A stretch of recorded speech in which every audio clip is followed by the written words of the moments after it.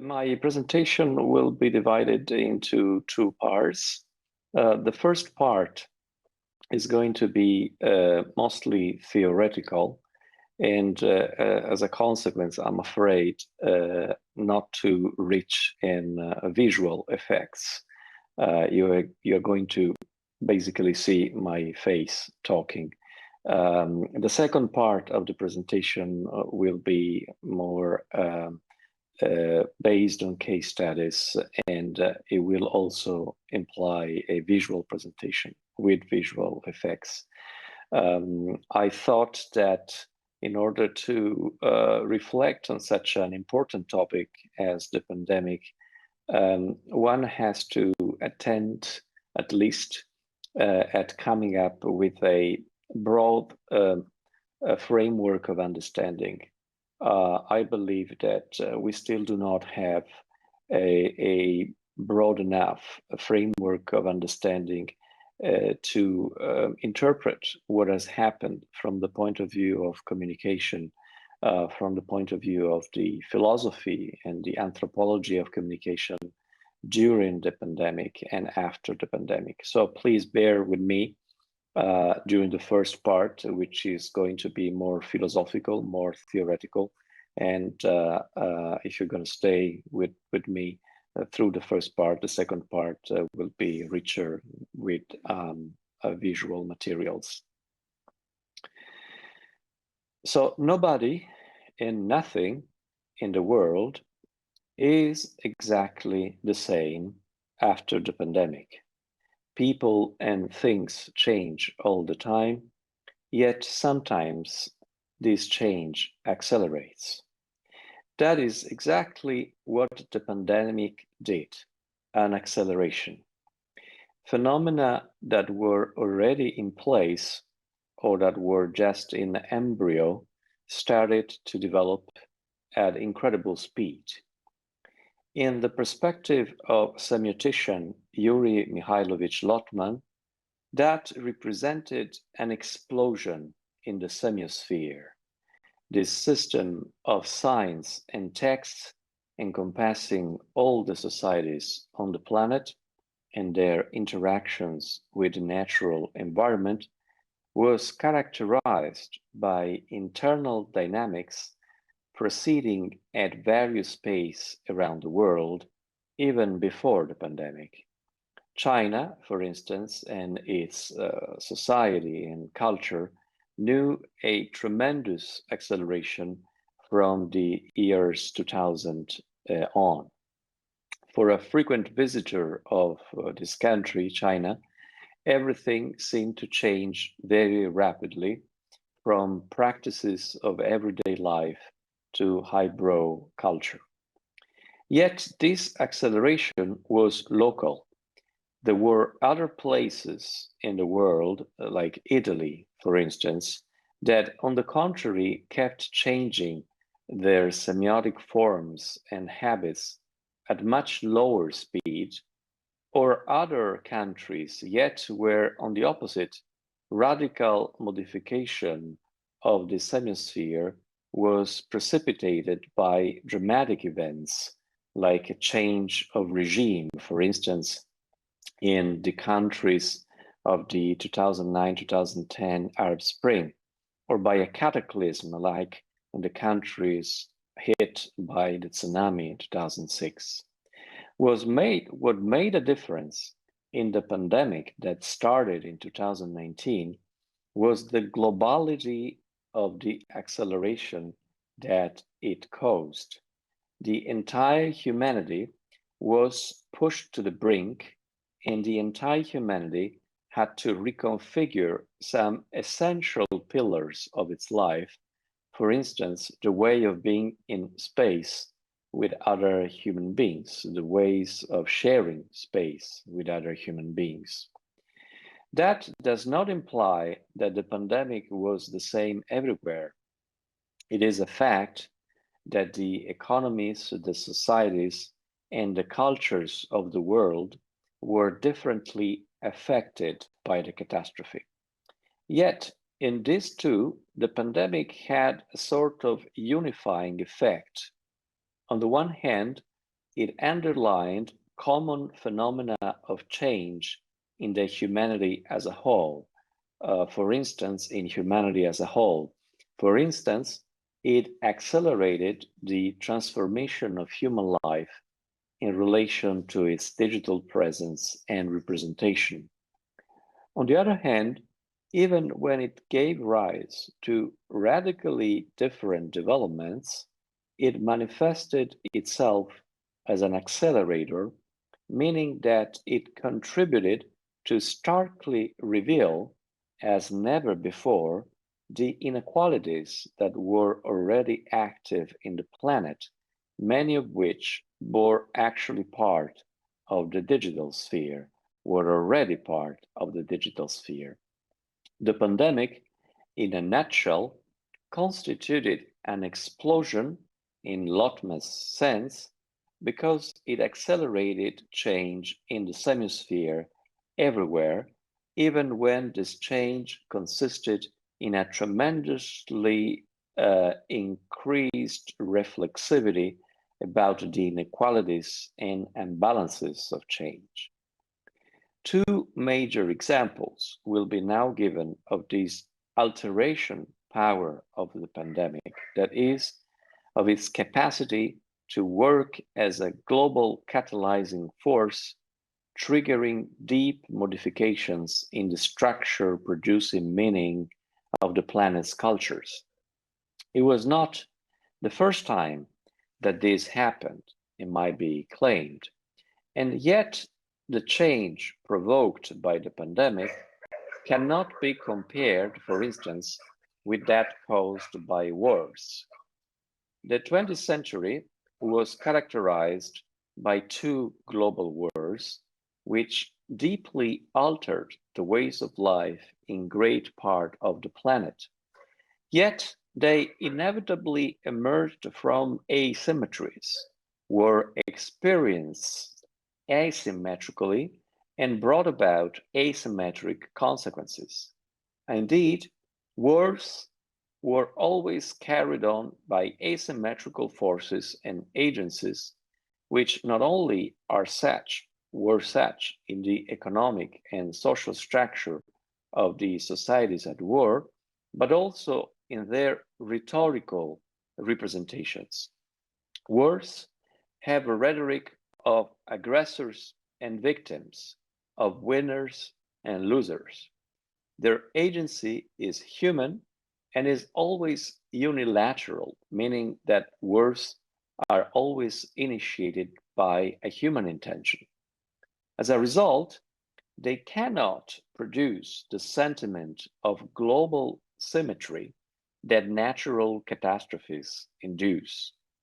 The pandemic hit the planet in its totality, and despite the responses to the tragedy, despite the fact that the responses to the tragedy varied around the globe, depending not only on social and economic infrastructure, but also on culture and rhetoric, and revealing on many occasions the invisible frontiers that divided societies around the globe.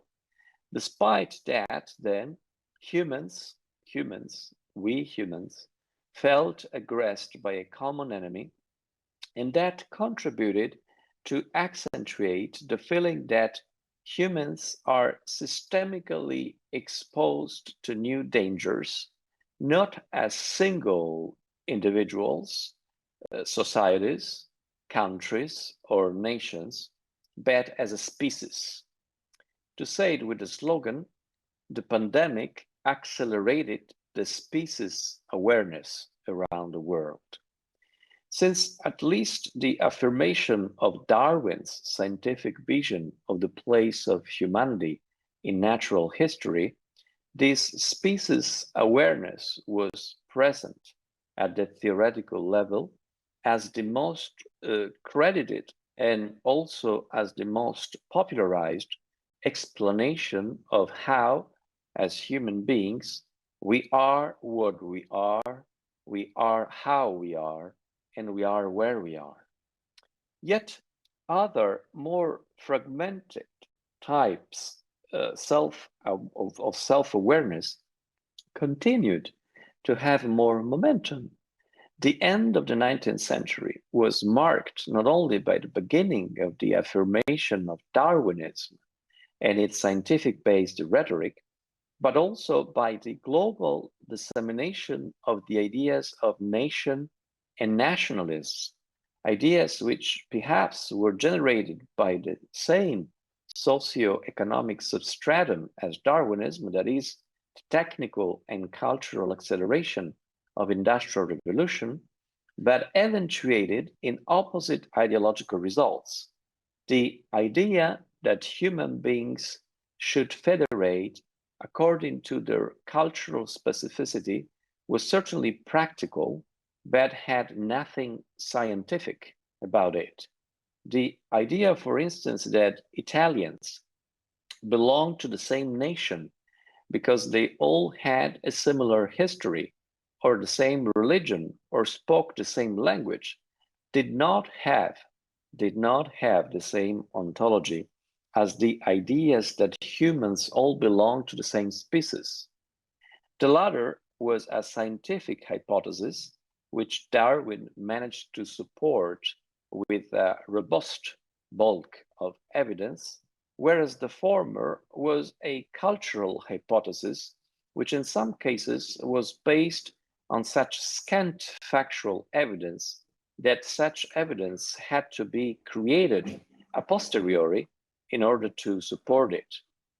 The fact that Italians all spoke the same language, for instance, was clearly a cultural myth created in order to fabricate evidence in view of the creation of the nation. From this point of view, Darwinism and nationalism were two antipodal opposite ideologies, meaning that the former was introducing a nature-based rhetoric of species awareness, whereas the latter was championing a cultural-based rhetoric of national awareness. In the terms coined by the semiologist Ferdinand de Saussure, one could argue that Darwinism was promoting a biologically motivated separation of the human species from the other animal species, so contributing to a self-awareness of humanity in naturalistic and biological terms, where nationalism was backing a culturally arbitrary separation of human nations among themselves. The picture of these dialectics at the end of the 19th century, however, is not to be considered as static, but as itself being dynamic. The rhetorical component of Darwinism, for instance, is increasingly pointed at by those scholars that today find that a biological feeling of self-awareness is in itself a semiotic construct. The ways in which humans separate themselves from other animals, which they call non-human, is probably not totally motivated either, and it is moved as well by material interests, like the possibility of joining human forces in order to better exploit non-human species. Some other scholars even venture that the articulation of nature in realms, or even the separation between life and non-life, is itself artificial, for plants would be, on the contrary, as it is discovered more and more by scientists and underlined more and more by philosophers, also able to communicate, and therefore less easy it is to discard plants as ontological others of human beings in nature. Biosemiotics, along the same trend, promotes a reconsideration of the watershed between life and non-life in biological terms. Conversely, other scholars yet, at the other end of the spectrum, propose theories that seek to demonstrate that there is no such stark separation between nature and culture, in the sense that cultural differentiation through language and through other semiotic expressions may eventually give rise to natural differences among human beings, for instance, in different cognitive architectures or even in neurological differences. That is much more sophisticated a thought, however, of those which were used in the rhetorical struggle between nationalism and Darwinism at the turn of the 20th century. Historians of ideas do not usually oppose the Darwinist idea of the unity of humanity as a species to the nationalist idea of the unity of social cultural groups as nations. Other oppositions are much more current, for instance, that between nationalism and other social ideologies that in the same historical macro era attempted, on the contrary, at dismantling the rhetoric of unity along language or religion or historical destiny by opposing it to a different rhetoric of exploitation. As semiobiologists and neo-philosophers of nature today try to debunk the rhetoric of exclusive Darwinism, also in order to denounce any species-based exploitation. So in the past, Marxism sought to uncover the exploitative biases of nationalism, which were dividing humanity along arbitrary lines of language and religion, but only Marxism claimed to conceal the really motivated lines of division, which again were lines of exploitation between a class of humans that owned capitals and controlled the means of production, and a class of humans that, on the contrary, were deprived of them and therefore were enslaved to a condition of supplying their vital energy in order to sustain the supremacy of the superior classes. This ideological antagonism between nationalism and Marxism was extremely prominent, for they both adopted a rhetoric in the same discursive domain. They each tried to motivate the quite arbitrary articulation of humanity that they proposed. For instance, nationalists attempt at developing a rhetoric of motivation for its articulation of humanity gave rise, on the one hand, to fascism. On the other hand, Marx's attempt at attributing a motivated aura to its articulation of humanity brought about scientific Marxism and internationalism as a political movement meant to contrast the ideological lies of nationalism based on scientific evidence. This opposition dominated the 20th century exactly because the two opponents, Darwinism and nationalism, were, from many points of view, very similar. Despite the symmetric attempts at founding the rhetoric through an argument of ontological motivation, they were both manipulating symbols. The scientific evidence by which Marxism articulates humanity into classes, indeed, does not seem to have the same epistemological and even ontological status of the scientific evidence by which Darwinism articulates the biological realm into species. There have been, indeed, attempts at countering Darwinism through the creation of opposite evidence-based articulation of species. Racism, for instance, and especially scientific racism, was to Darwinism what fascism was to Marxism, a rhetoric that sought to demonstrate in the terms of the ideological adversary that his adversary was wrong, that there were indeed natural, biological, even Darwinian differences among groups of humans, and that these lines of differentiation coincided with those proposed by nationalism. In their colonial delirium, for instance, Italians, Germans, the Japanese, and other politically organized nations represented themselves in the period between the 1930s and 1940s also as a biologically superior race, and not only as a culturally dominant nation. Scientific racism in all its forms, however, was disproven not only by history, that is, by being overcome by the opposite ideology of the biological equality of all sociocultural human groups within the human species. In other terms, it was not the defeat of racist nationalism in World War II that determined its ultimate ideological bankruptcy, but the fact that this theory, scientific racism, was disproven in scientific terms. It was proven in laboratories and universities, and not only in battlefields, that scientific racism was not scientific at all. It was just a rhetoric.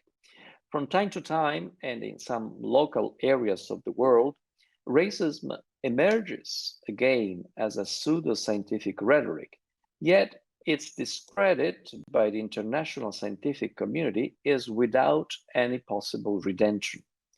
Current scientific research might emphasize the interaction of culture and nature in creating division among human beings, yet the idea that the frontiers of the species are biological, not only external but also internal, is rejected with force by any serious scientist in the world today. Scholars might want to nuance the rigidity of the exterior thresholds of the species, but nobody would work today on the creation of new rhetorically based internal pseudo-scientific biological frontiers within the human species. This would not be accepted by the present-day scientific community. Mutatis mutandis, intelligent design, the so-called theory of intelligent design, is to religion what scientific racism was to Darwinism, an attempt at adopting the rhetoric of the adversary, that of Darwinism, in order to disprove it. The fact is, however, that scientific laboratories around the world are not completely immune from rhetorical and unscientific biases, yet they function, they cooperate, they compete, and they produce knowledge mainly based on non-rhetorical evidence, on facts and falsifiable hypotheses, with all the nuances that weak epistemologists of sciences might have introduced or underlined in the process. So at the turn of the 21st century, the Darwinist conception of the unity of the human species is only marginally disputed in the scientific world by scientists, or rather by pseudoscientists that do not manage, nevertheless, by their arguments to reach the core of the scientific community and semiosphere. Such idea of humanity as a whole species is much less disputed than the defeated ideologies of the 20th century, that is, racism, the idea that human groups might subjugate other human groups, or even treat them as subhumans because of scientific reasons. But Darwinism is also less scientifically disputed than the two antagonistic economic ideologies, social and economic ideologies of the 20th century, which both came out successful from the tragic ideological struggle of World War II, but then engaged between themselves the long subsequent ideological struggle of the Cold War, which has consequences after today. On the one hand, scientific racism could be defeated also because it was opposed by science and scientific Darwinism, and so annihilated by a discourse situating itself at a different, stronger epistemological and ontological level, despite its scientific racist attempts at usurp it. On the other hand, the war of socio-economic ideologies did not have a clear winner, and in some forms continues even today, exactly because the two contenders, despite the efforts of both, never managed to extract their discourse from the real of political rhetoric, and above all, never managed to scientifically support their vision of humanity as solidly as Darwin did with his vision of the species. The key concept of Marxism, class and exploitation, as well as the two key concepts of capitalism, individual and freedom, remain outlined in essentially philosophical and rhetorical terms, not in scientific terms. Nevertheless, despite the undisputed hegemony of the Darwinist vision of humanity as a species, this vision, the vision of Darwin, has not given rise to such a strong sentiment of self-awareness as the philosophical visions of Marxism and capitalism did. Even nationalism, especially after the crumbling of the antagonism between these socioeconomic ideologies at the end of the Cold War, and especially after the fall of the Berlin Wall, reemerges now as the main deposit of semiotic forms for the construction of the self-awareness of individuals and groups. Even religious fundamentalism, in some cases in alignment with political nationalism, in some others as its antagonist and replacement, constitutes such a deposit because human beings evidently need at a deep anthropological level or even at the biological one to build their self-awareness and identity in the discursive terms that are provided by these ideologies and that Darwinism, as a matter of fact, has not been able to provide. In the conflict that presently rages at the frontiers of Europe, for instance, that between Russia and Ukraine, members of the two contending countries do not feel themselves any longer as members of the same species, and sometimes adopt religion or ethical ideology as an argument to prove it. They do not feel as a prominent part of their awareness the fact that they're both members of the same biological species, and even return to obscurantist forms of neo-racism to degrade the adversary to a subhuman condition. After all, anti-Semitism, which also has a role in this conflict, is one of the most powerful rhetorical forms to deny the unity of the human species. This conflict, the one between Russia and Ukraine, is of course motivated by infrastructural reasons that have little to do with the rhetorics of nationalism, religious fundamentalism, and ethical primate. Yet, these socioeconomic energies that move the conflict from the underground could not have the same force that they have and induce thousands of people to fight and die if the struggle were not coded in the rhetorical terms of neo-nationalism. Yet this conflict might also be taking place along different lines, which are the new ideological lines brought about by the pandemic. There is a narrow and up today yet very little studied link between the pandemic and the explosion and the emerging of this new conflict at the frontiers of Europe. The pandemic was an explosive event, and this is my main hypothesis. After this theoretical introduction, I can really condense it into one sentence. Pandemic was an explosive event in Lotman's terms because it provided humanity with a common enemy, the virus. It showed humanity that despite all the articulations and divisions promoted by past rhetorics, humanity as a whole could be under attack. And this attack was leveled not by another part of humanity, a nation, a class, a religious group, against another, but to humanity as a whole and as a biological species by another species, by a virus. The pandemic presented humanity with the occasion to grow a Darwinian, what I would call a Darwinian global self-awareness, adding rhetorical strength to a vision that was already dominant in scientific terms, but not in rhetorical ones. The war, of course, attempts at downplaying this new rhetorical energy and at bringing it back to old nationalist lines. The war, for instance, attempts at accusing of being responsible for the pandemic some human groups like the capitalist Jews or China or corporate capitalism that were all accused of having created the virus.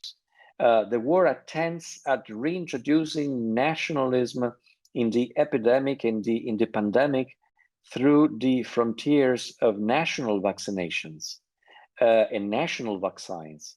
The war attempts at denying that the virus actually existed and exists with the proliferation of no-vax movements and conspiracy theories around the world. And even the Ukraine-Russia conflict may be interpreted as the extreme attempt of an old ideology, that of 20th century nationalism, to impose artificial divisions on the planet. Despite all these efforts, yet, at denying the rhetorical evidence of pandemic and its capacity to federate the entire humanity as a victim of another species, this rhetoric eventually won. Overall, in the planet, humans now feel much more close to each other as members of the same species after the pandemic or in the aftermath of it. No other recent catastrophe has succeeded the same. Not certainly global warming, which do not provide the same agency scenario and the same idea of being under attack by a common enemy. Humanity came out of the semiotic explosion of the pandemic with a new phase, with an increased self-awareness of its unity and interconnectedness. We have realized, for instance, that if a virus attacks a certain part of humanity, soon, because of the development of our technological infrastructure, the whole humanity will be under attack. And this has increased in us humans the awareness of how technologically interconnected we are, but also little by little, it has developed the idea of how united we are as a species, as a biological species, despite division by nationalism, ideology, and religion, and so forth, and so on. So this was the explosion, the semiotic explosion that the pandemic represented, yet a parallel explosion in semiotic terms took place at the same time as this Darwinian self-awareness was built and was intertwined with its development. Humanity discovered that the technological development that it had imposed on the planet, bettering the quality of life of many human beings in extraordinary ways in very little time, had, on the other hand, generated new enemies for the species. The virus, at least this is the most credited hypothesis at the moment in the scientific arena, emerged as a new enemy of the human species as a consequence of a biological phenomenon called zoonosis, due to the increased anthropic presence and invasive activity of humans on the planet. Humans are exterminating their prey and their habitats and are becoming, as a consequence, prey of the predators of their prey. They are becoming prey of viruses. Viruses would attack other species in the past Now we are destroying the habitats of these other species, and viruses are attacking us, the humans. But humanity also discovered that in order to escape from this new threatening planet, a powerful new rhetorics were offered out there, usually at high prices and with enormous benefits for those who would sell them. Um, these rhetorics were essentially rhetorics of flight. You know that when we come across an enemy, in this case, the enemy is the virus, there are two possibilities. There is fight and there is flight. And some extremely powerful new rhetorics of flight were imposed, were sold, actually, were proposed and sold to humanity. Humanity, as I was saying, discovered that in order to escape from this new threatening planet, powerful new rhetorics were offered, out there. These rhetorics, I said before, were essentially rhetorics of flight. These rhetorics would say, do not fight the virus. Do not try to reestablish an equilibrium in the planet. Do not reestablish the conditions of a reasonable coexistence among species and among human beings and viruses. Just flee from this planet. Flee from this planet, literally, through the new planetary vessels designed by corporate capital. Elon Musk and other corporate tycoons are investing enormous resources in order to give humans, sell to humans, the possibility to escape a too polluted and too dangerous planet. But for those with less resources, for those who will not be able to pay themselves an interplanetary journey, there's going to be another possibility. And this other possibility of flight from the planet, this other possibility of escaping from the new dangers that the planet represents and implies for humans, is the digital. Flee from this unlivable world by going into the new digital world of the metaverse. You see, two among the richest capital ventures of the present time are selling to human beings these two forms, two parallel complementary forms of escape from contemporaneity. Fly literally, physically away from the planet with Elon Musk, or fly metaphorically, digitally from the planet with Mark Zuckerberg. Fly into space or fly into metaverse. But please abandon this planet. Please abandon the fight to reestablish the equilibrium in this planet.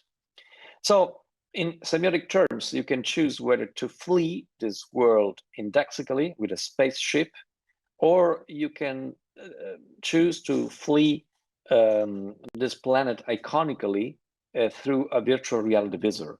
But you must flee from this world and leave it to its destiny. Now,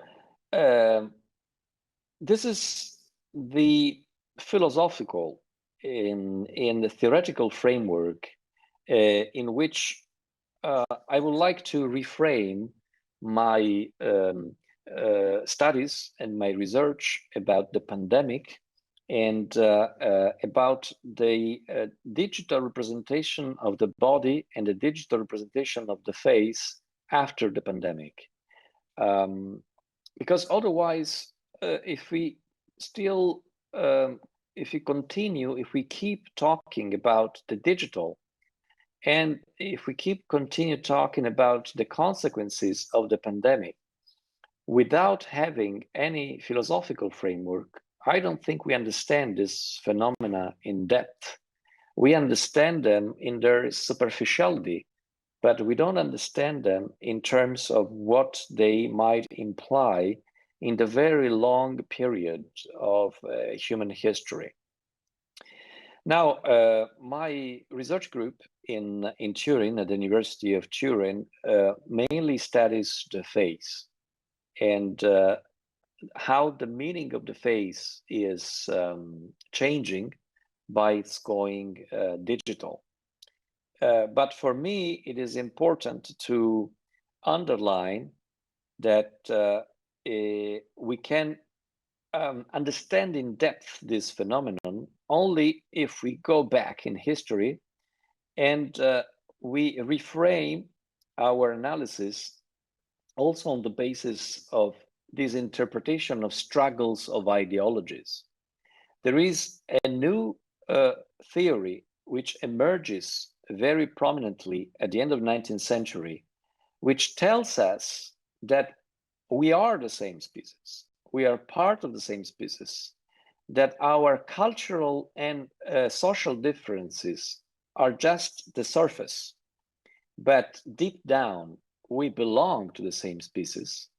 Yet, despite the fact that this theory becomes absolutely hegemonic, central, undisputed in scientific terms, it doesn't give rise to a sentiment of self-awareness. When people ask us, where are you from? We say, I'm from Italy, I'm from China, or we say, I'm a Christian, I'm a Muslim. We don't say, I'm a human being, I belong to the human species, because this is not part of our ideology.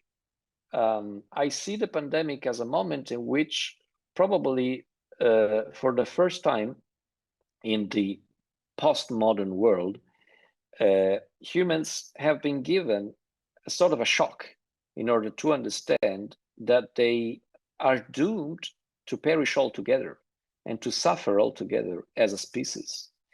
But on the one hand, the development of the digital communication in the last 10 or even 15 years has increased this feeling of interconnectedness.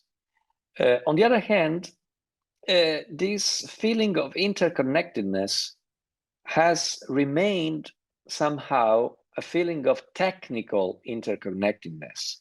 Yes, today I can talk to my Chinese colleagues and I can talk to Chinese students, but we have this wonderful opportunity that we did not have in the past. In the past, I would have had to take a plane and come to China, and only a part of you would be there. So it is a tremendous opportunity. But are we sure that we are aware of what this means in anthropological, in philosophical terms? I have the impression that in many circumstances and in many cases, what we value is the technical interconnectedness. We do not value the anthropological interconnectedness, the interconnectedness of us all as a species. And this is something that we were given somehow a tragic opportunity to understand through the pandemic. But the technology reacted to the pandemic also in the usual way in which the capitalist world reacts to accidents, shocks, failures, catastrophes. It turns them into marketing opportunities. So we could have, and we still can, interpret the pandemic as an occasion to understand the fact that we live on the same planet, that we are the same species, that what we do in China impacts people everywhere in the world, and what people everywhere in the world do impacts China. But on the opposite, a technology is taking advantage from the pandemic in a different way. Is not encouraging us to think that we should unite forces in order to reestablish the equilibrium of our planet. It is offering us an alternative. So it is offering us the possibility to keep working, to keep studying, to keep meeting, despite the fact that we are destroying the planet, despite the fact that we are creating new monsters, that we are changing the equilibrium between species, and so we are endangering our own human species. This is what the digital is doing. And let me show you some example of what I mean by that. This is a picture that I took connected through Zoom. Zoom is, the equivalent in the West of the platform that we are using now. It's the most, probably one of the most used platforms for web conferencing. And this is a picture that I took of a virtual meeting that was organized by myself with my research group, Facets, in early March 2020, when the pandemic was at its peak in Italy and elsewhere. And I had the custom of meeting these people, these collaborators of mine, face to face. And this was the first time that we decided to meet virtually. And I took a picture of that first meeting because to me, it was a historical event. It was a watershed. It was the first moment in which we turned from being a real, present, embodied community to being an absent, online, digital, disembodied community. And look at the faces. Look at the faces of my collaborators. They're all very sad. They are all anguished because the pandemic is out there. They are confined. They cannot go out of their respective homes. And they have to meet their colleagues this way. So only through a platform. But this is already the past, because this way of meeting that used to sadden us, that used to make us very sad, is now completely normal. It is the normality. We have accepted the fact that this is the way we should meet people. We should meet colleagues. We should participate in congresses. We don't have sad faces anymore. Actually, we do not have faces anymore in virtual online meetings. Most of the times, we don't show our faces anymore. We just show our name or our logo or our initials. So what was exceptional and what was sad for us became normal and became also the new normality, as it is called. Now, don't interpret me wrong. The digital offers us wonderful opportunity of being together and shape communities and form human groups with a new potential. We can form community and discuss and exchange with other people all around the world. But at the same time, this possibility is being sold to us more and more as the only option. And more, we are developing the idea that we do not have one face anymore. We have two faces. We do not have one body anymore. We have two bodies. we have the face that we show to very few people, that we show to, like, our mothers, for instance. And then there is another face, a digital face, that travels around the world, that meet colleagues around the world, that is in social media. Now, the fact that these two faces are connected and are actually parts of the same identity is changing. In the beginning of the development of digital social media, we had the impression that, okay, we had a real empirical face, embodied face, and then we were exporting a digital face, a digital representation of our own face outside, out there. Now, more and more, these two faces are developing apart.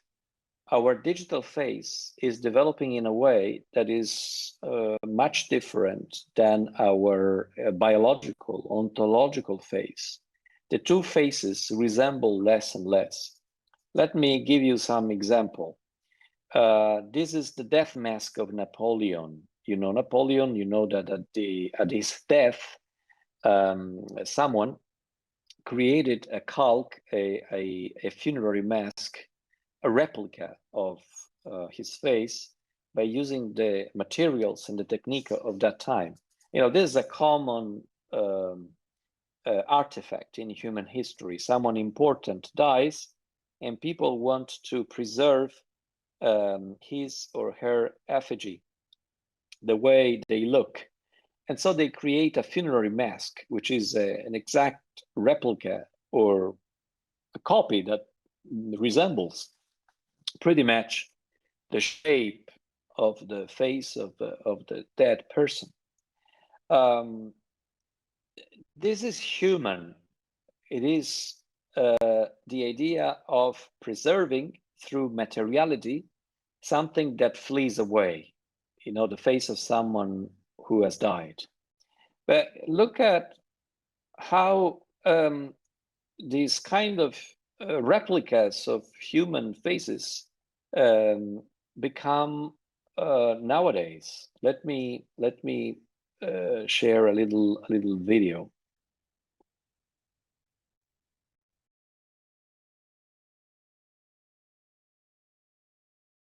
も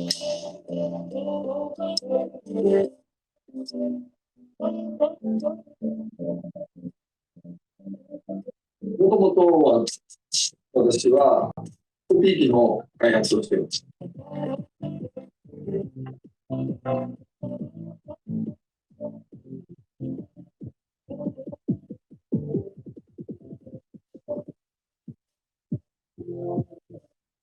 常にお客様からのマスク制作の仕事を受けたときは、いかにそのリアルであるか、いかに本人に近いかっていうところに神経がいくので。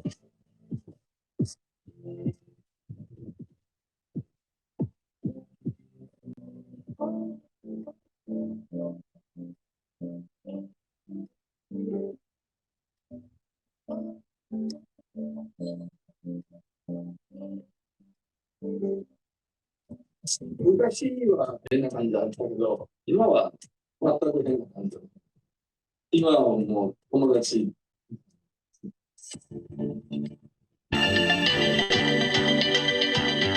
今うちの面はマテリアル硬いんですけど、これを柔らかくして、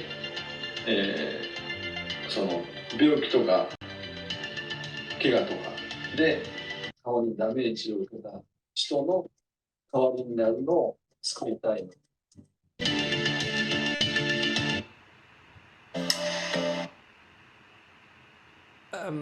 It is, as I told you before, a human long tradition, that of representing faces through artifacts by different expressive means. Yet, as the technique for the representation of our faces evolves, the relation between these representations and our face changes too. Look at this painting again of the face of Napoleon, a very famous painting by Jacques-Louis David. It is, of course, a representation of the face of Napoleon, which is not a funerary mask. It is an interpretation by the painter. And this interpretation, of course, is then also influential in subsequent representations. This is Marlon Brando, a famous US actor, acting as Napoleon in a 1954 movie. And his appearance, his haircut, his clothes are actually influenced by the way Jacques-Louis David represented the face of Napoleon. But this is another level of representation. What you see is not an image produced by a painter anymore. It is not an actor impersonating Napoleon. It is an hyper-realistic image of Napoleon that has been created by artificial intelligence, by a network that technically is called generative adversarial network.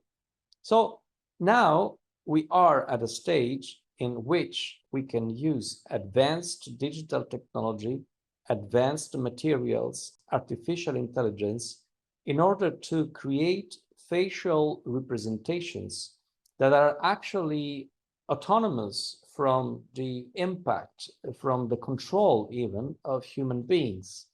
This is why we are surrounded more and more by artificial faces, by faces that are present in our digital world, but do not have a clear counterpart in the biological world anymore. This can create all kinds of problems. For instance, these are two images of Roman emperors that were created by the same technology, by generative adversarial networks. It is too complex and I have too little time to explain how it works. But basically the researcher or the artist feeds artificial intelligence with a lot of images representing Roman emperors in the arts, in scientific studies, in iconography.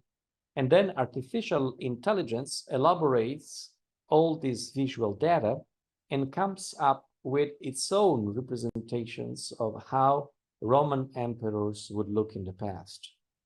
This is potentially very creative and even fun, but at the same time, what happens is that in this process, the digital world tends to absorb all the prejudices, all the biases of the non-digital world, and at the same time, it presents these biases in a new, automatic, scientific way.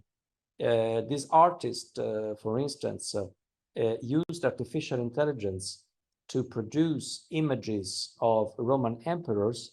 And as you can see, many of these faces turned out to be blonde.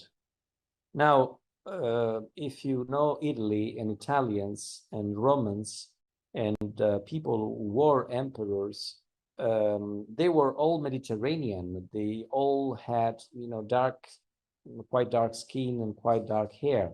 So how come that they became all blonde when their faces were reconstructed by artificial intelligence? Well, because this artist, this Dutch artist, gave to artificial intelligence a lot of iconography of 1930s Germany that used to represent Roman emperors as blonde, exactly because at that time, Nazis wanted to create an ideological link between the Roman emperor and the new Nazi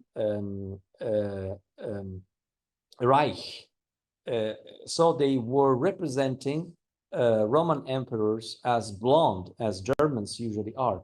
And these images that were Nazi images were given unawareingly by these artists to the machine, to artificial intelligence.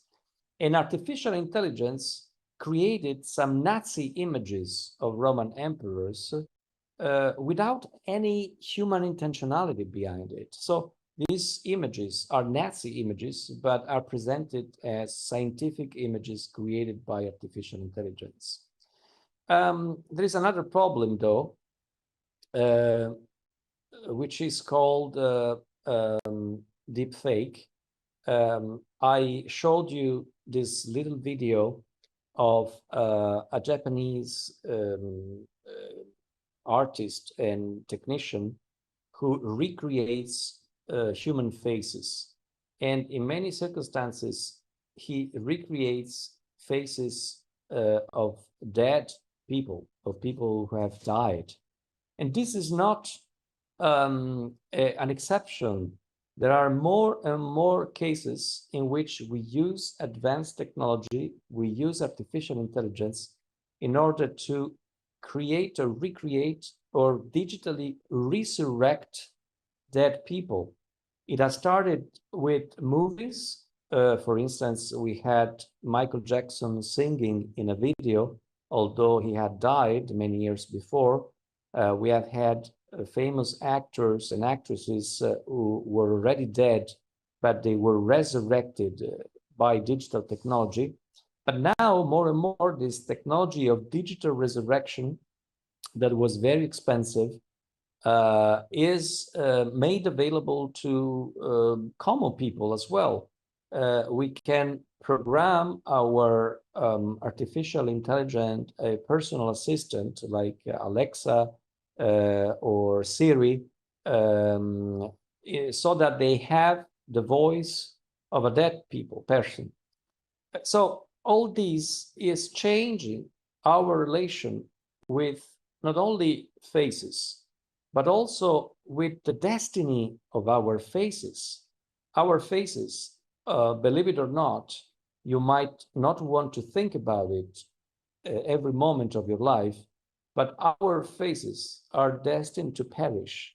Our faces, for as young and beautiful they might appear today, they are destined to disappear. Only our skulls will remain. Now, this is an idea, the idea of death, which is less and less acceptable by the Western world, because we are more and more offered the idea that despite the fact that our empirical body perishes, our digital body can remain young and beautiful and even survive our biological death.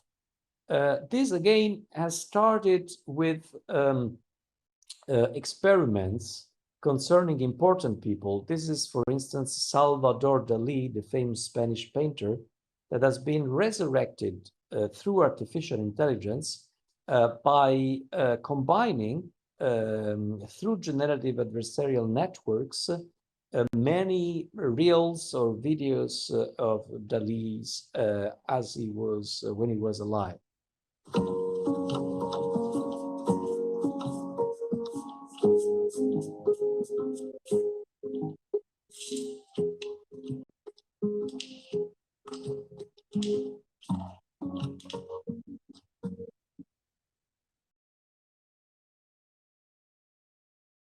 So there is an interruption on purpose, so I want you to listen to the video a little bit.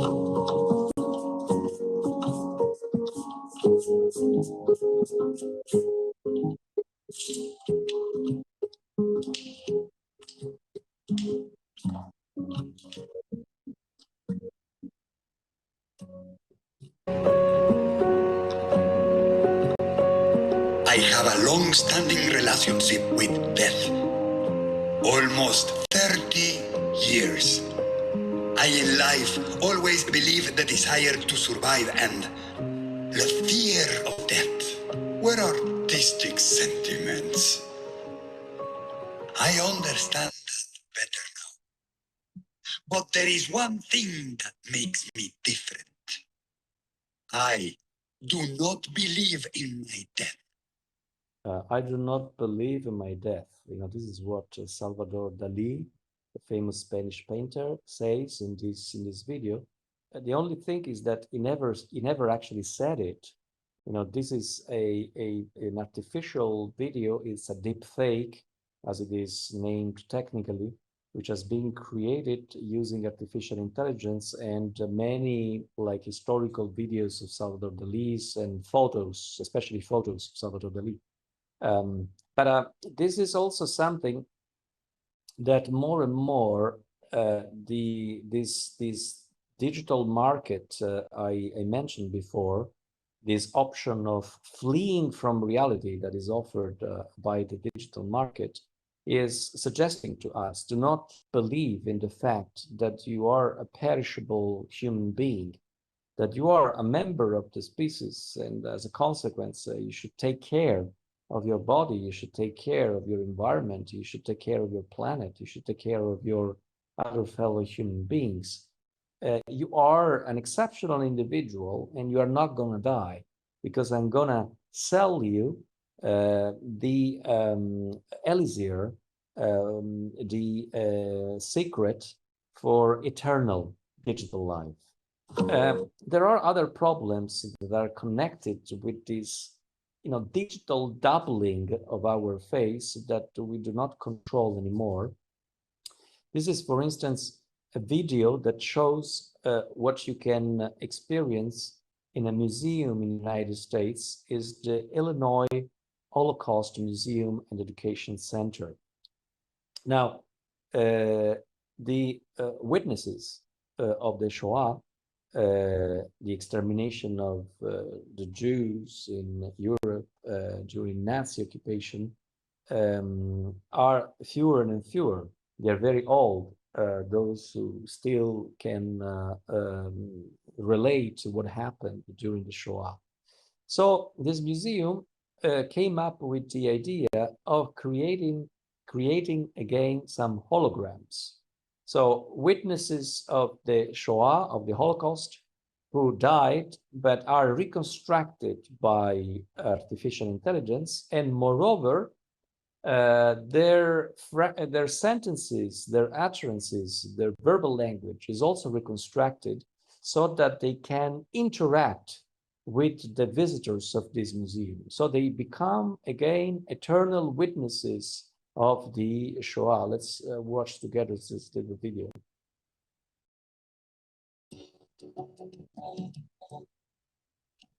You know, in Superman, how at the Fortress of Solitude, Superman can speak to his father, even though his father has long since passed away? Well, essentially what's happening there, Superman is having a nice fluid conversation with a recording of his father. Well, that very technology has arrived. What do you hope people learn most from your experiences? What I would like my legacy, my story, the legacy of my story to be. It's called New Dimensions in Testimony, and it was developed by the University of Southern California's Shoah Foundation. That's the institute started by Steven Spielberg to help combat hate and violence, primarily by capturing stories of Holocaust survivors and helping to tell those stories in unique and compelling ways. Well, this certainly qualifies. It may just look like a big TV spun sideways on it, a Holocaust survivor telling it. So this gentleman is not alive anymore. He was unfortunately a victim of the Shoah, meaning that he was in a concentration camp in Lager. He was able to survive, but he's not alive anymore. But still, he is made alive again. He is digitally resurrected by artificial intelligence. Sorry. On the one hand, you might think, well, this is a good thing. We're going to have these witnesses of the terrible tragedy of World War II forever, thanks to digital technology. This is true on the one hand. On the other hand, it is another instance of this separation between the physical body and the digital body. What this gentleman says does not depend on his intentions anymore, but depends on how his digital image is programmed, and ultimately it depends by it depends on those who run the museum. So another consequence of this increasing separation and increasing distance between our physical, biological, empirical face and the digital simulacrum of it is that the digital simulacrum can be appropriated, can be stolen, for instance, can be transformed into a rhetorical tool by evil forces.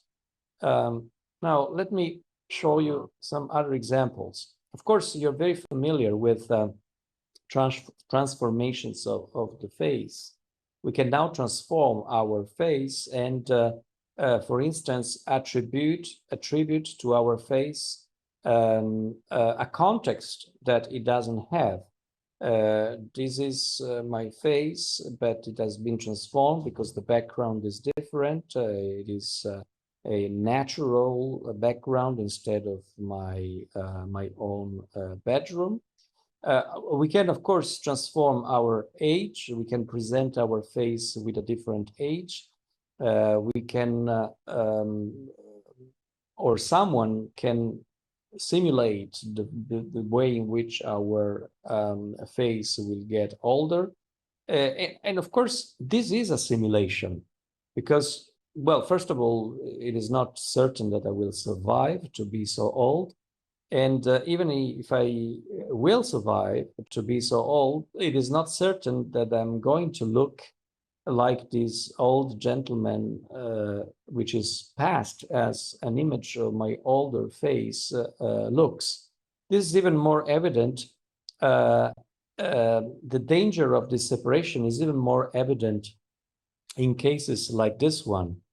Well, you know Facebook, although in China there are different digital social media. There is WeChat, but in WeChat too, you have your own accounts. And this is my picture, meaning that this picture clearly represents myself. It represents my face. I remember when this picture was taken. This picture was taken by my wife in our apartment in Paris, and behind my head there is a bookshelf in the apartment with books from the 18th century. The only problem is that this is not my Facebook account. I didn't create this Facebook account.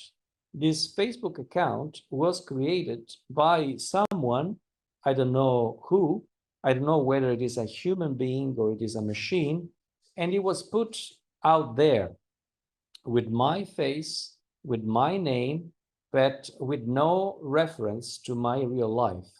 So I wrote to Facebook and I sent a message to Facebook telling them, well, look, there is a Facebook account that has a picture of myself and that goes under my own name, but I don't recognize it. It is not my account. And Facebook told me, well, there's nothing we can do. We are sorry, because this account does not violate any of our rules. So you see, there is a fake account of myself with my own picture out there, but as a private citizen, I cannot do anything to eliminate this account. And this is another very simple and personal example of how the digital is representing a way to flee from a dangerous reality, from the dangerous reality of the pandemic, but at the same time, it is building a sort of a parallel world, which we are less and less that we are less and less able to control. Now I can change or present my face under a different gender. I can put on my face a smile that I do not have. I don't smile this way. I can even create some pseudo-genetic experiments, so I can come up with the digital image of a little girl who is supposed to be a mix in her appearance between my face and my wife's face, although of course we not have any daughter, and I'm not sure our daughter would look like this one. And look at this image. This is a typical CAPTCHA test. A CAPTCHA test, as you know it, is a test that has been used by websites in order to make sure that we were human beings. Because up to now, we human beings were supposed to be able to deal with images and recognize images much better than machines. But now the situation is changing because artificial intelligence is becoming more and more proficient at recognizing images. In some cases, artificial intelligence recognizes images even better than ourselves. And this is another element of this increasing separation between the empirical presence of our face and the digital presence of our face. You know, we have some trouble in distinguishing which of these images are Austin Powers. Austin Powers is a famous character in Western cinema. So there are some of these photos that represent him and some other photos that represent people who look like him. But we are in difficulty in complying with this exercise, and probably artificial intelligence will be able to perform this task much better than us in some years or even some months. You remember when human beings, when Kasparov, the great champion of chess, would say that he would never be defeated by a machine. Now, there is no chance for a human being of winning any match with artificial intelligence playing chess. Artificial intelligence is much better than human beings at playing chess. It is becoming much better than human beings also at playing Go, you know, the typical Chinese board game. And then, of course, there is the pervasivity and increase popularity and diffusion of deep fakes. You know, certainly the Western actor Tom Cruise is very famous, but this TikTok account, you know, the social media TikTok, is not about Tom Cruise. Is about the thousands of deep fakes of Tom Cruise that are created every day. So there are every day hundreds, thousands of new videos that are exactly like these videos. I'll show you just two examples. You know, I get my eyebrows done, but first, I get my hair cut.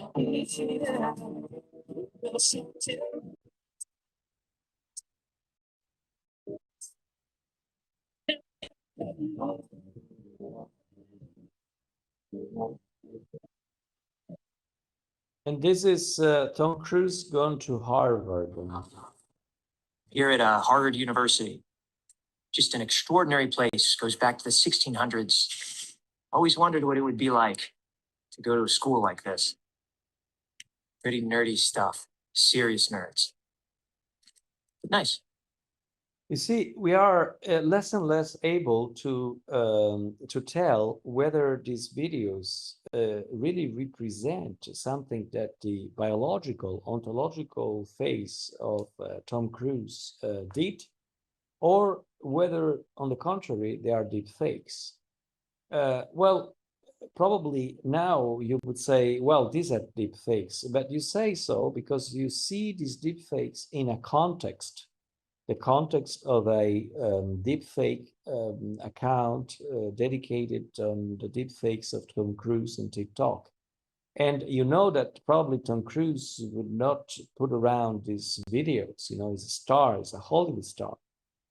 The matter is that this technology which produce some digital doubles of our face, it is not used for famous actors only anymore. It is something that is made more and more accessible to everyone. You know, I get And it is also passing from the area of entertainment to another area, which is not purely an area of entertainment anymore. Look at this video, for instance. AI 앵커가 전하는 MBN 주요 뉴스입니다. 어제 코로나19 확진자가 61명 나왔습니다. 신규 확진이 사회재단이 높였는데 말했습니다. 통과해서 문제가 있었다며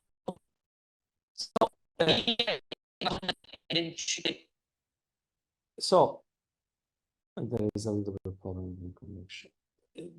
This video is also a deep fake, but it's not simply a deep fake made for fun, to poke fun at Tom Cruise. This is a famous journalist and anchor woman and TV news presenter of the Korean TV, national TV, and a deep fake of this journalist has been created. So you see the difference between replacing a famous actor with a deep fake in a fun little video, and having a journalist performing the important task of telling people what is happening in the country, but through the technology of deepfake. The digital forgery is becoming more and more undetectable. There are some cases which I have no time to show to you, in which deepfakes have been used in order to either enhance political reputations. For instance, in this case, these candidates, which speaks only English. Jai Sri Ram, greetings to all. Friends, I'm here just to ask about the work accounted for. Well, there is a deep fake of this politician which transforms his English speech into the speech of a region of India, so that he might have more voters in that same बधाई हो region. आप सभी को, क्योंकि अभी अभी नागरिकता संशोधन बिल बधाई हो आप सब. There are cases even more spectacular, like the video that was broadcast in 2021 of the president of Gabon, Bongo. It was rumored to be very sick, very ill. And so the 31st of December 2021, a video of the president was released, but many people believed that it was a deep fake, that it wasn't a real video, and that caused an attempt at a coup d'etat in the country of Gabon. So you see, deep fake are not just for fun.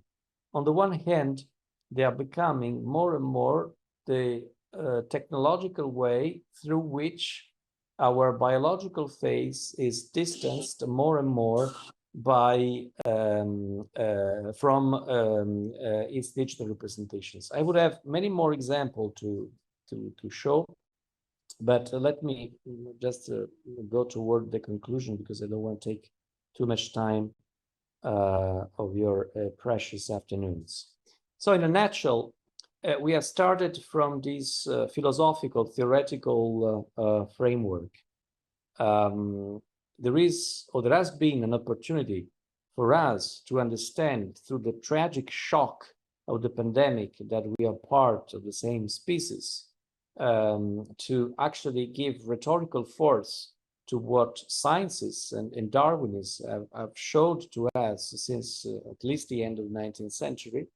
And so to give a rhetorical blow to like old ideologies, the ideologies of nationalism, ideologies that divide human beings instead of uniting them, But at the same time, the digital technology is offering as a sort of a refuge in which we can escape from reality, and in which, in particular, the part of our life that connects us the most with reality, which is our body, and in particular our face, is the object of a constant replica. There are many digital funerary masks of ourselves that go around in the digital world, and we can control them less and less. So my message for you is, let's take advantage of the digital. Let's meet digitally. Let's go online, but let's work all together as a human species also to reestablish an equilibrium in which we can take advantage of our beautiful planet and meet again face to face. Thank you very much for your attention. Thank you very much, Professor Leone. Thank you for a wonderful lecture.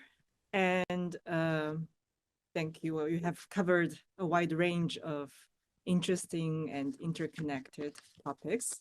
Thank you for generously sharing with us with your recent research, your expertise in cultural semiotics, and for presenting a new brand of approach to the pandemic narrative. I'm sure that we are all very much inspired by now the future of faith, or how the future of faith may lead us to face the future of humanity, and especially under this ongoing COVID-19 pandemic and the growing jingoism in the geopolitical world order. But for the next round, I would like to give the floor to our commentator, Dr. Gulota Diego, 山谷老师。那么我们有请山谷老师作为评议人。好的，山谷老师，已经来了。山谷老师 has shown his face. Ok, professore, salve. Ok, 大家好，谢谢给我这个机会。I would like to thank Professor Leone for his fascinating talk. It is very inspiring. From nationalism to Darwinism, nature, culture, a little bit of speciesism and anti-speciesism, and some aspects of the philosophy of Anthropocene to connection, relation, and to the double faces. This is the second time, I guess, that Professor Leone gives a talk to our university. It's a precious opportunity to attend this talk, not just for students, but also for faculty and scholars. Professor Leone is an exceptional scholar, not only for his impressive amount of publications, but because his studies are so relevant, as we have just heard. From my point of view, that is of cultural studies, his works have the ability to create what Stuart Hall used to call articulation. In particular, Professor Leone's semiotic and cultural analysis have the ability to articulate the elements that shape our present and provide perspectives that help us understand the crucial nexus of social-cultural issues in which we are immersed.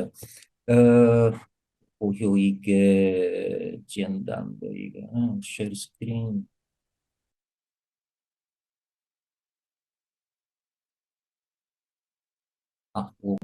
share. Okay, I've read his latest publication,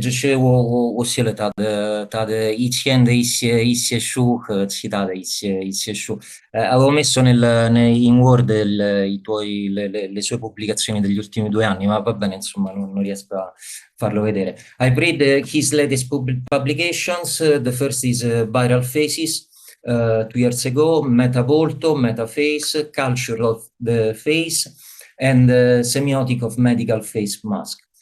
The book Professor Leone and his collaborators published just as the pandemic broke out in April 2020 still offers many timely insights 2 years later. The studies he has been conducting on the face for several years have been extremely helpful in addressing some issues that belong to our present and touch central nodes of our society and culture. Indeed, masking, desocialization, and the dominant culture related to digitalization are all issues that we still discuss today and about which perhaps there is greater clarity, along with probably a kind of passive addiction, a kind of habit.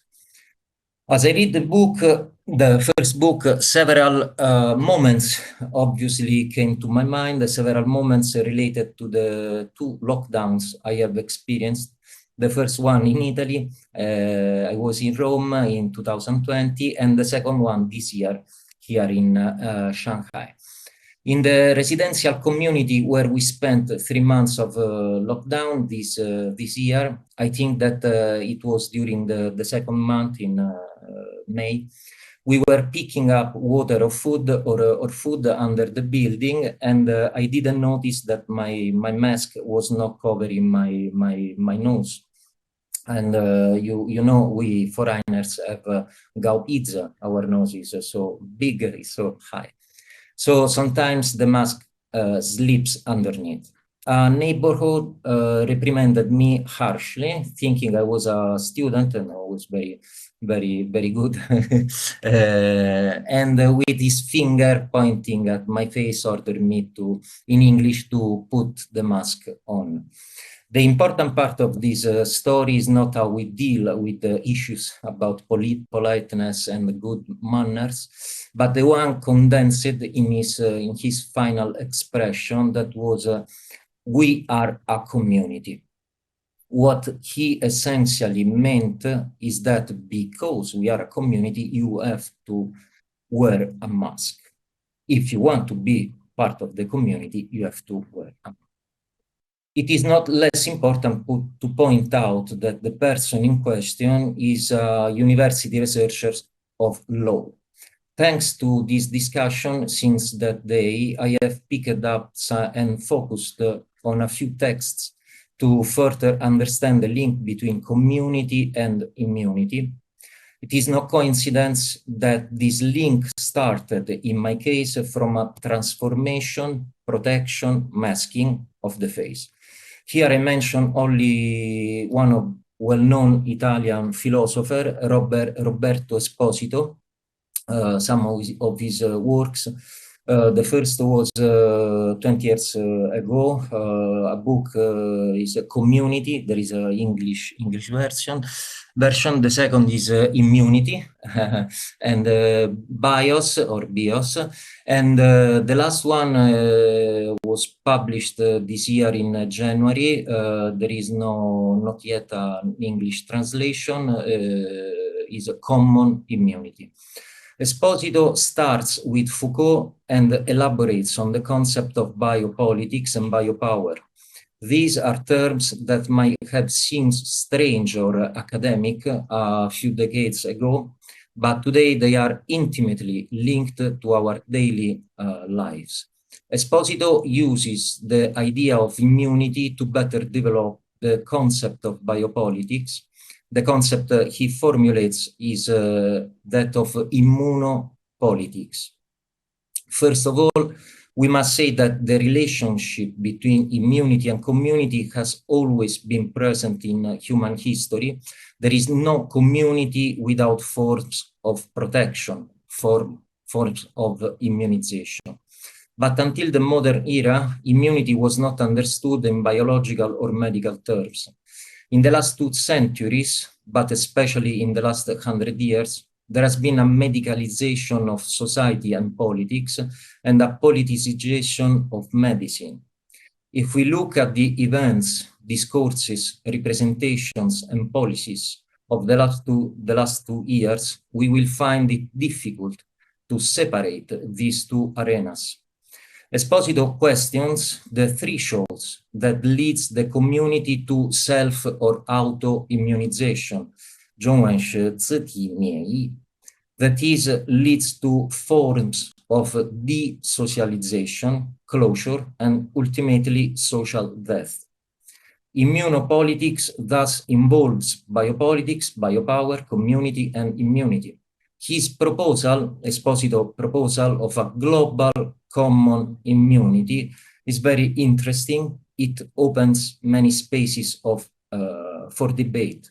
My initial question is how to preserve or protect our face, our whole, our plural face, our ever-changing face, and our social face as a place of exchange with the other, with the otherness, in a condition in which to exist, we have to cover it. It's the same paradox that occurred in the protests of the 70s or in the late 90s or until 3 or 4 years ago. Social subjectivity, in order to express its presence, its existence, had to mask itself. The second point starts from an analysis of Ugo Volli article. The article is The Transcendence of the Face, a Semiotic Linguistic Path, in the special issue edited by Professor Leone, the relationship between face and mask. In particular, Volli refers to sociologist Erving Goffman's analysis. The masks we put on, the masks we are, the masks that define us, are related to our acts on the social stage.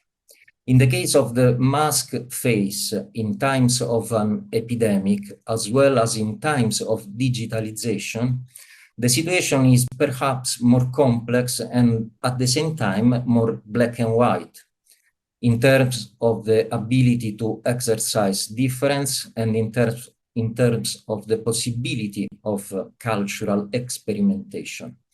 Since we are talking about theater and mask, social stage and masks, I would like to mention a play that was staged last year here in Shanghai, in Guangzhou and Wuhan. The play was done by the Cao Taipan theater troupe from Shanghai. The theater troupe is a non-professional, although it's now almost 20 years old. It's a troupe that explores the social and cultural issues of the present. It could not help but explore the pandemic and its social consequences. I followed much of the collective development and staging of the play.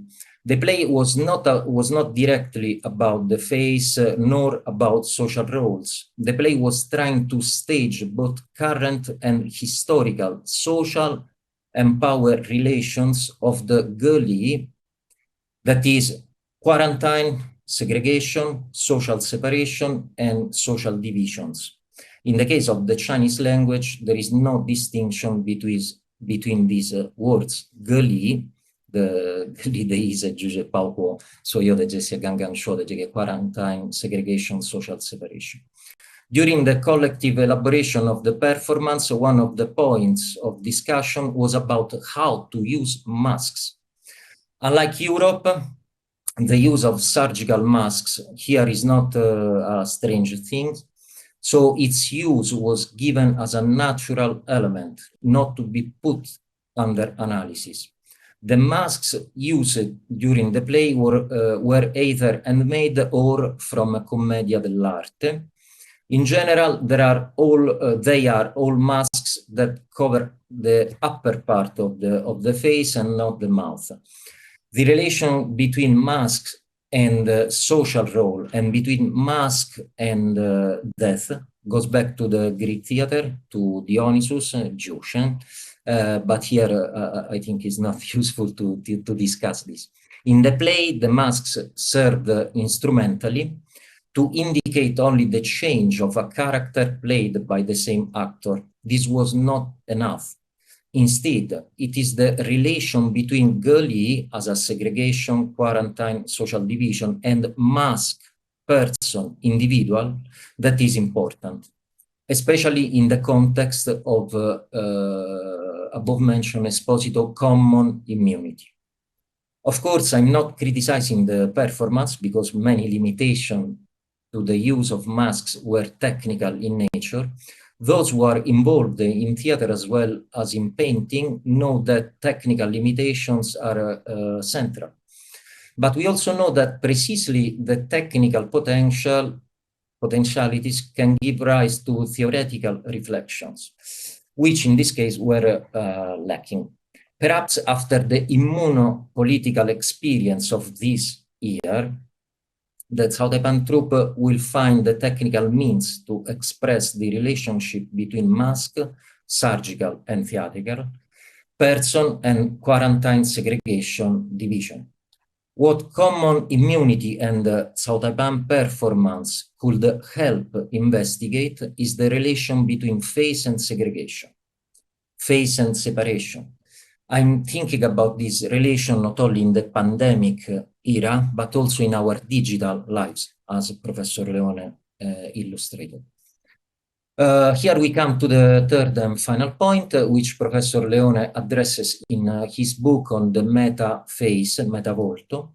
The analysis and critique of the new definition of the face and therefore of the person in the digital meta world seems to me very fruitful. It captures all the problematic notes of our current condition. I don't know if it is an exaggeration to say that we are in a moment in which new definitions of men are emerging, new definitions of humanity are emerging. Perhaps said in this way, it sounds like a discourse close to the theories of posthumanism, which in any case have had the merit from Donna Haraway onward of opening up discussion and inquiry on these issues. I would ask Professor Leone, within the framework he outlined on the meta-face, how an analysis of social control is possible, and especially what are the possibility, not so much of resistance, but of escape, as you mentioned in your talk. Escape, Tali. Here, by escape, I'm referring to the theories and field studies of James Scott. Is it possible that we are finally becoming aware of the reticulated control operated by the digitalization of the world and simultaneously of desocialization, breathlessness, but we still fail to read all the acts of escape from this kind of world? Escape acts that, as such, do not leave traces, do not write manifestos, do not stage performances, but act as an exodus or an escape. Can there be a semiotics of escapes, a semiotics of exodus? This is my comment. Okay. Thank you, Shanggu Lao Shi. I'm not sure if Professor Leone would like to comment back on. Well, I am delighted and very thankful and also humbled by the quality and level of these comments. The three of them are excellent, and the three of them opened the way to further long discussion. I'm really thankful and grateful also for the comments on my work and the work especially of my group, Facets. Again, I don't want to monopolize time, but probably I will take some few minutes to give not answers, because these questions that were put on the table would deserve each a seminar at least. But maybe some elements, further elements of reflection. Actually, I would probably start from some post-pandemic reflections. So something that was a matter and object of reflection after the emergency, at least in Europe. The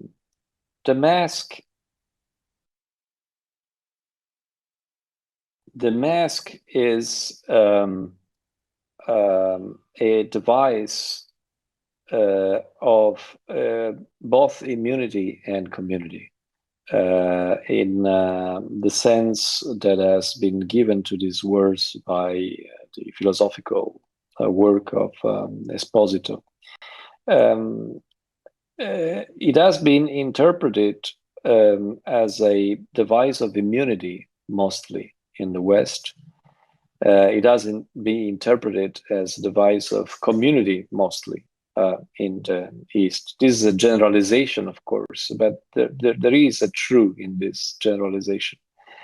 In the East and in China, and as the episode, the anecdote just told, revealed, it was a way to protect the others from oneself. It was a way to protect the community. And in this sense, it was also an act of community. In Latin, the etymology of community is from the word munus, which means gift, and in order to be in a community, you somehow have to give to the other members of the community and to the community as a whole a part of your identity as a gift, and I would say also as sort of a sacrifice. So the face was sacred, for the West, as it is sacred in the East, but it was also the object of a sacrifice for the community in the East, probably much more than in the West. Something that emerges from this interplay of community and immunity is that societies and cultures reveal through this issue of the mask, have revealed through this issue of the mask, also the place that they give to weakness in society, to the people who cannot actually protect themselves, who are in dangerous situations, the place for fragility. Societies who have objected to the mask, who have got rid of the mask very soon as they could, were also places in which the fragility of these individuals at the margins was not at the center of the community's interest. At the center of the community's interest were those who were in health, the productive part of society, those who were not sick, the young. There wasn't a prominent place for the fragile, the elderly, people with health conditions. So the place given to the mask was also revealing of how a society would protect its fragile members. Today we don't wear masks in Italy anymore, but the virus is still present, and it still affects the life, especially of the most fragile ones. Thinking about elderly or sick people who are in hospices, and they somehow must be protected much more than other people. So this is a first element. The way we have conceived the mask, the way societies have conceived the mask, was also revealing of the place they would give to fragility in society. The second consideration is about singularity, and the way we attach an enormous value of singularity to the face all over the world, with few exceptions, maybe a little bit more in the West than in the East. But again, I would start from fragility. There are terrible stories that I'm studying at the moment of people who have lost their face, not morally, but physically. They've lost their face because they had accidents, or because they were a victim of assault. Women, for instance, who were disfigured by their male partners, or people who lost their faces because of a disease, because of a skin cancer or face cancer, skin of face bone cancer. And in some cases, these people who live a desperate life exactly because they don't have a face to show to the world anymore, these people find a new face exactly by creating new narratives. There is a wonderful book that was written by, it's called The History of a Face, the biography of a face, sorry, of a US young girl who was affected by cancer, and most of her jaw had to be removed because of the cancer. And her face became what probably would be received as a monstrous face, as an abnormal face. And still, she decided to create a new face for herself exactly by putting together a narrative through literature, through the arts.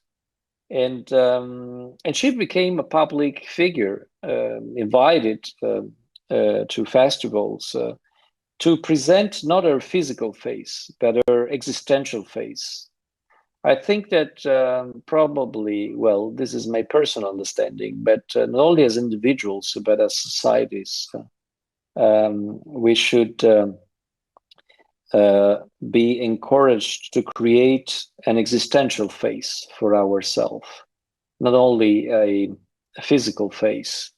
We should be recognized because of our existential face, because of what we do with our faces, and not because of how our faces are. And third and last element, I'm not responding precisely to the questions, but I'm giving some elements, in order to enhance conversation that I hope will follow. I'm devoted my entire seminar in Turing this year to the concept and idea of filter. We all have used sometimes like also only for fun filters in our digital existence. But the word filter in English is very interesting because maybe you are aware of the fact that it can be written in two ways. In Italian, it's not like this. Filtro is always written the same way. But in English, you can write filter in two ways, with an F, initial F, or with an initial P and H. And there are two different words. With filter with an F, you designate the filter that you use in a digital existence. And with filter with a P and a H, you designate what in Italian we would call the filtro magico, the secret concoction that enables you, for instance, to enamorate someone. Now, filter in the second exception has the same etymological root of philosophy or philology. It comes from philos, from love. So we should probably reconsider our filters, not as screens. This is the Germanic ideology of the word filter written with F, a screen, but as filters, someone in something that would enable to attract love, not only seduction, but love. I'm sorry for this very, existential, probably slightly idealistic answer, but this is the direction along which I am currently going in my reflection on the face. Becoming a face with no filter, but with filter is very difficult.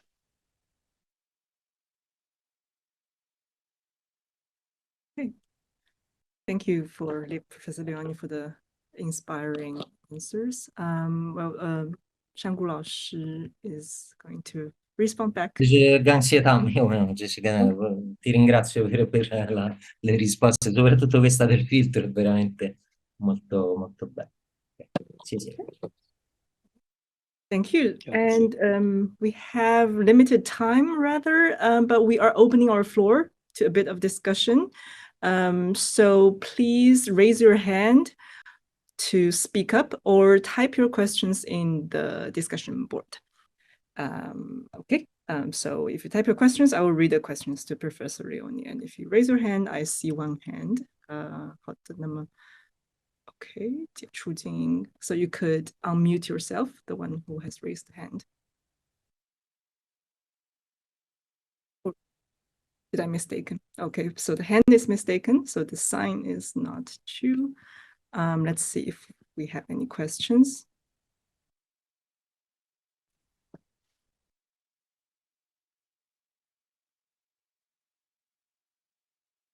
Okay, so we are not receiving any questions, so I'll just jump in to issue a question of my interest. Well, you have addressed a lot of things and very interesting. So I am mostly concerned with the last part, and that is about the face or the future of face being a sort of an object of constant replication and all these issues with the deep fake and those AI things.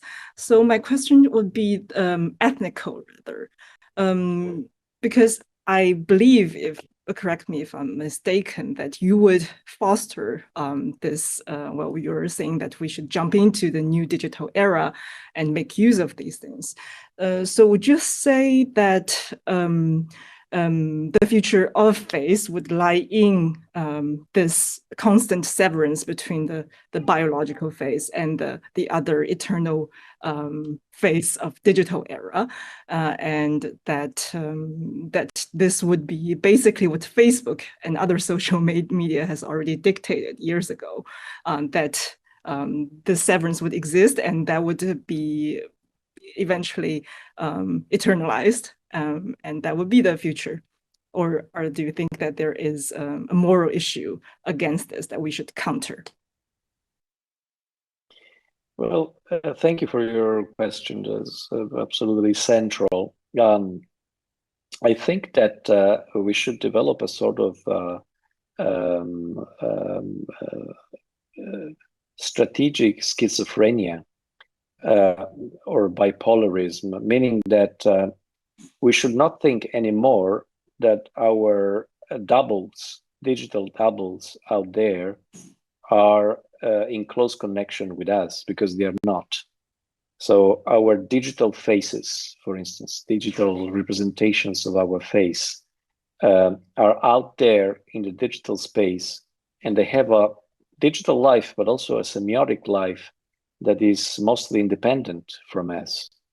There are invisible agencies that constantly use data from our images. They connect our facial representations to where we were, to what we were doing, what we were possibly desiring. So we should be aware of the fact that our digital doubles are not completely under our control, and in many cases are under the control of very powerful agencies, political agencies, commercial agencies. So probably it is an invitation to cultivate a certain amount of secrecy. Again, the etymology of secret and the etymology of sacred are the same. We can be in the social media, myself, well, I'm actually less and less in the social media, but we should preserve the most sacred part of our existence for our body, for our empirical face. We shouldn't allow that this digital proliferation enters domains that are extremely intimate for us. In those domains, we should be present with our bodies. Yes, thank you, Professor Leone. I see a hand, so I have already unmuted the question or the audience, so please speak up. Okay, I want to For your face to be also nice. Okay. yeah. Sorry, one more minute. My video is not working. Can you see my face? Yeah. So thank you for professor's speech, and thank you for teacher Gu. My action to show my face to you is some part folks meet our topic today. When we have some maybe online meeting and we have some steps to maybe the speaker as professor today does he open his video and we can see his face, and your speech reminds us that our faces have important meaning, and that we sense this in scenery and cultural terms, which can help us better understand our situation or the post-pandemic social life. As I said before, I make an example for my own face, and for another example, when we meet online, or when some meeting, online meeting ends, some of my teacher, they will suggest, should we take a picture together, and at that time we all show our face, and it's not our real face, it's just the image, and it's just face to face through the internet, but we can see each other just like the picture in your PPT, and we can touch the moment by maybe catch the picture or screenshot. So I think the issue is very meaningful, and the pandemic has prevented us from communicating physically, including wearing masks.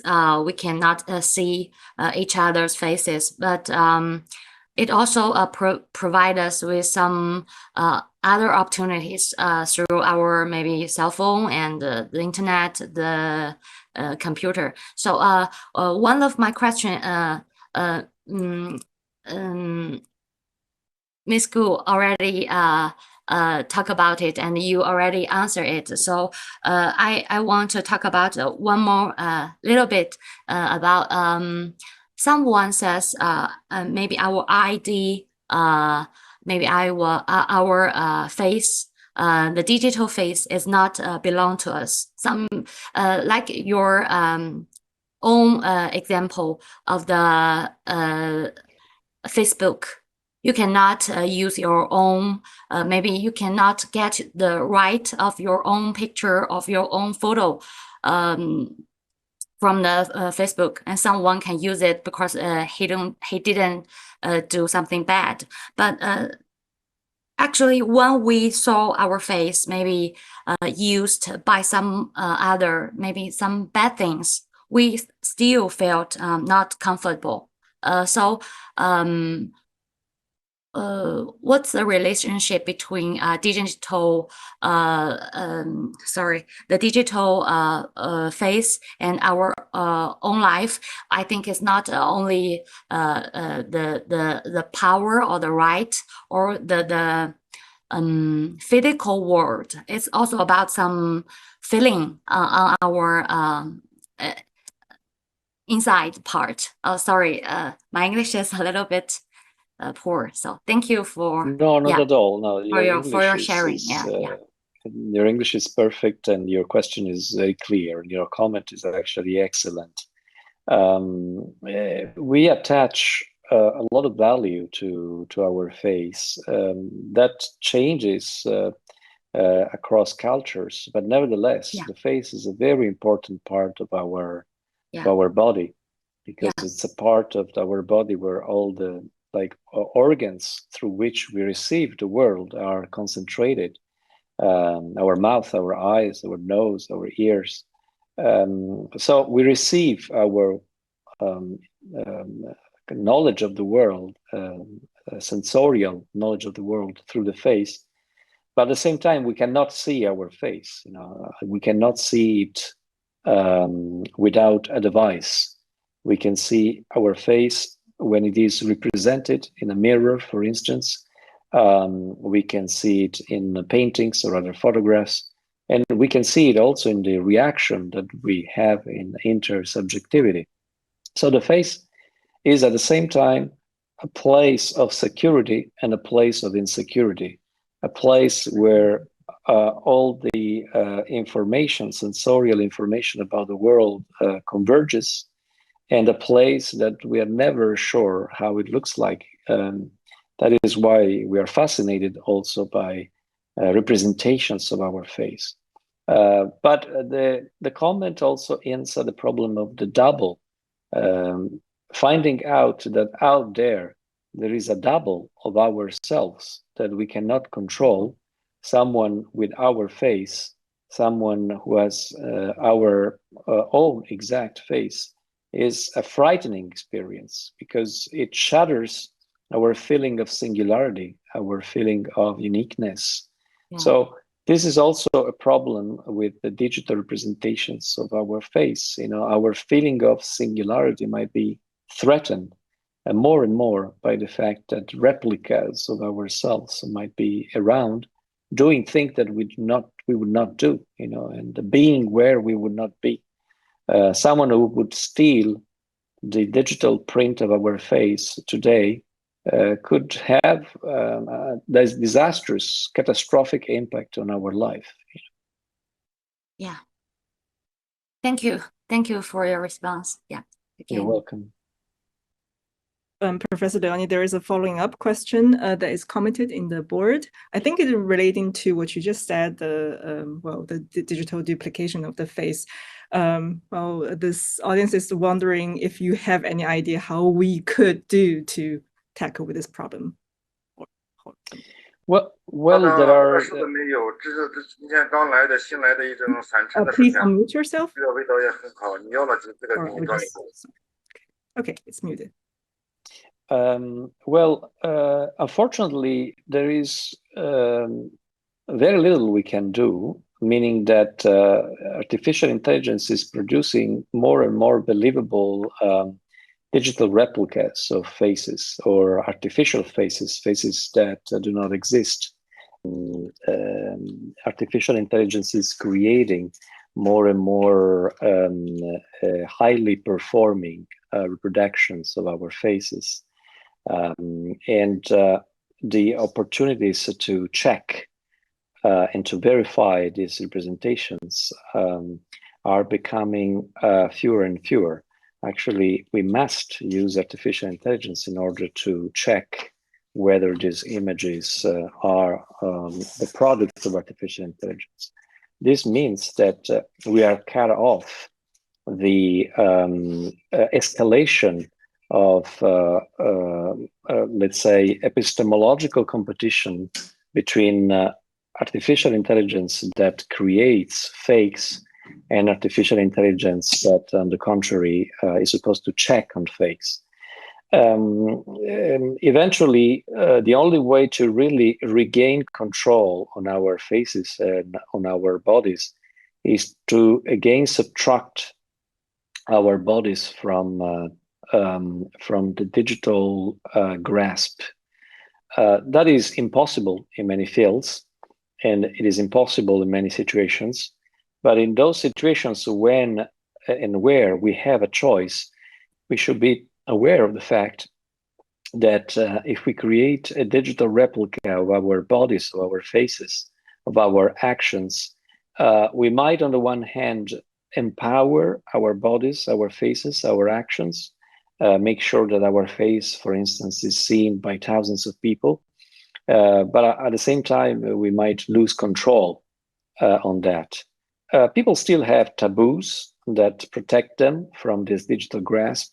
For instance, there is fortunately still awareness of the fact that publishing digital pictures of like children's faces in social media is something that is potentially very dangerous.